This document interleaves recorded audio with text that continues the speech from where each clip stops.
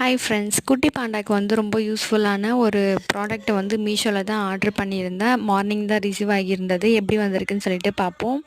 ஆன்லைனில் ஏதாச்சும் ப்ராடக்ட்டை நம்ம ஆர்டர் பண்ணி அது ரிசீவ் ஆகிட்டு ஓப்பன் பண்ணும்போது இருக்கிற ஆர்வம் இருக்கே, அப்போ அது பயங்கரமாக இருக்கும். ஏன்னா அந்த ப்ராடக்ட் வந்து நம்ம எக்ஸ்பெக்ட் பண்ண மாதிரியே இருக்கா, இல்லை வேறு ஏதாச்சும் டேமேஜ் வந்திருக்குமா அப்படின்ற ஒரு யோசனையிலே வந்து அதை ஓப்பன் பண்ண வேண்டியதாக இருக்கும்.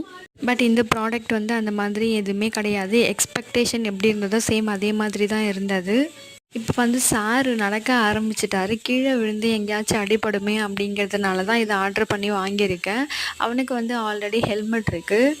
அந்த ஹெல்மெட்டோட இதுவும் இருக்கட்டும் அப்படிங்கிறதுனால வாங்கியாச்சு. ஒரு சில விஷயம்லாம் வந்து நடக்கணும் அப்படின்னு இருந்தால் கண்டிப்பாக அது நடந்து தான் ஆகும். நடந்ததுக்கப்புறம் அதனோட விளைவுகள் அதிகமாக இருக்கும். பட் அதிலிருந்து இவங்கள கொஞ்சம் சேஃபாக வச்சுக்கிறதுக்காக தான் இந்த மாதிரி திங்ஸ் எல்லாம் ஆர்டர் பண்ணி நம்மளால் முடிஞ்ச வரைக்கும் அவங்கள வந்து ரொம்ப ப்ரொடெக்டாக வச்சுக்கிறோம். இது வந்து குட்டி பாண்டாக்கு நான் போட்டு விட்டேன். சாருக்கு வந்து அது பிடிக்கவே இல்லை.